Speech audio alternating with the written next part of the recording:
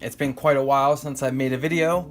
This is mostly due because the camera that I was using before I can no longer use, and my computer crashed, so I lost my editing software and all those Star Wars soundtrack sounds that I was going to use to put to these videos, and so that sort of deterred me away from making any more.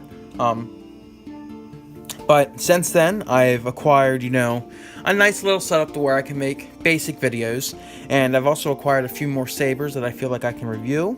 I know my videos in the past have been on the longer side, so I'm going to try to not make it bare bones, but maybe try not to talk as much.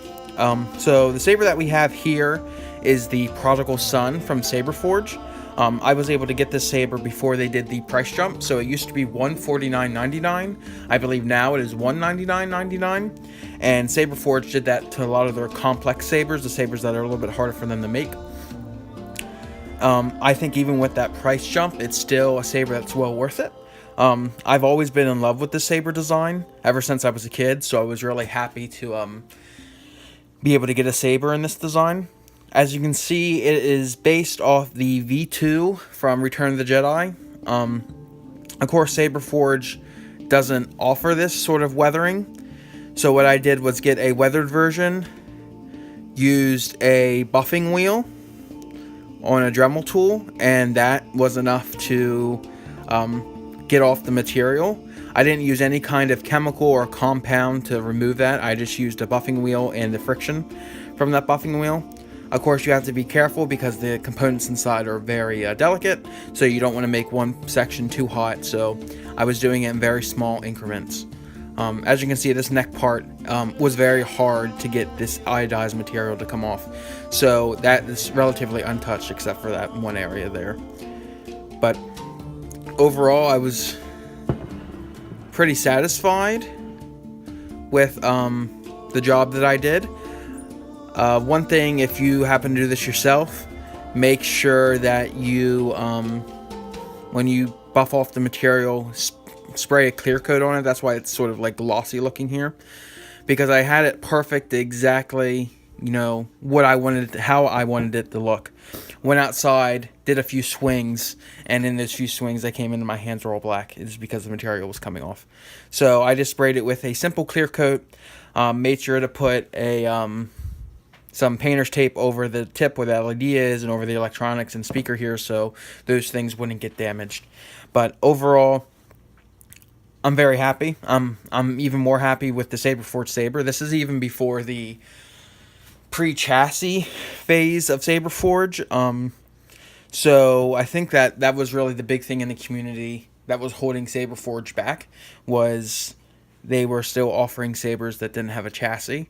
And I believe now, it's been quite a while, but chassis are all standard now on Saberforge sabers.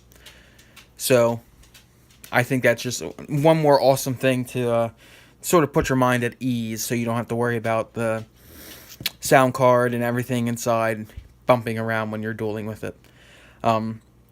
A lot of the concern, I think, in the community comes from this section here, because it's very thin. To the best of my knowledge, Saberforge does guarantee that this will not snap during dueling, and the few that you will see that have snapped, I feel like Saberforge had made it right.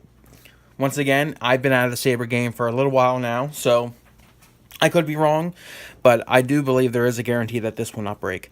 In my dueling with this, I've never had this bend or give or anything. I've never had a fear that this was going to snap. So I've always been very satisfied with it. So I have this saber in a 12-watt lime green, and that was my mistake. I should have never gotten lime green. I feel like it's not as bright as the regular green, so that was a boo-boo on my part, and I do regret it. A really cool thing about this saber is the activation box, because this is actually where all the little components are housed. If you slide up the card here, that's your recharge port.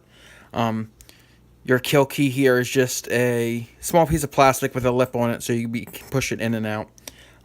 This is even before, I believe there are sounds now. You can get both the Viridian, which is the sound, the Jedi sound, and the Crimson with the saber. So I think their soundboard has been upgraded to a 3.0, I believe. So here, I'll turn it on. extremely loud, which is always a good thing. I don't know if you can even see you see the green and then you sort of see the orange or yellow that makes it that lime green. Like I said, not happy with that, but my own dumb mistake. The auxiliary sound is the blaster deflect, which you will recognize as the AT-AT blaster from Empire Strikes Back. Cool thing about this is that now I'm, like I said, out of the game for a while. I believe the LED is housed in this area here, so I don't know if you'll be able to see it. But there is, no, you can sort of see it there. There's some reflective tape up through the neck to sort of carry on that LED look. Not LED look, LED light. So it still makes your blade full. Like I said, I feel like it's not as bright, but that could be because of the LED choice that I chose. I did have a few people say that they will be a little bit dimmer just because the LED is housed further away from the actual emitter part here. Overall, really solid saber. It is, let's measure it here. From this lip here down to the grenade section, it's about 12 1/8 inches. So it's a pretty, not decent, but it's I would say it's an average saber. We measure it here. I'm not measure it, but weigh it here. It's about 1 pound 3 ounces.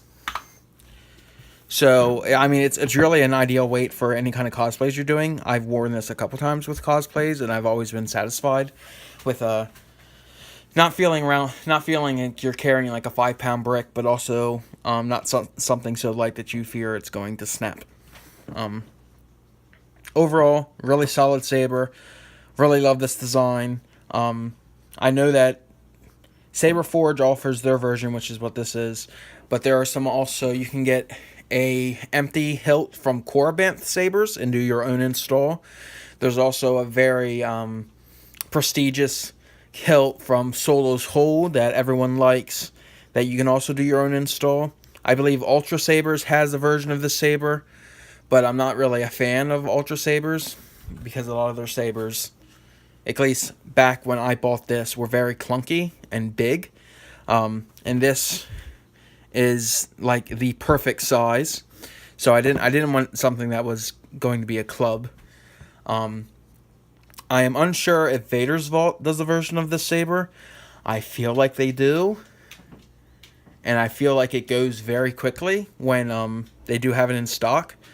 But those are the companies that I would try. If you want something installed, you can go to Ultra Sabers, Vader's Vault, or of course Saberforge.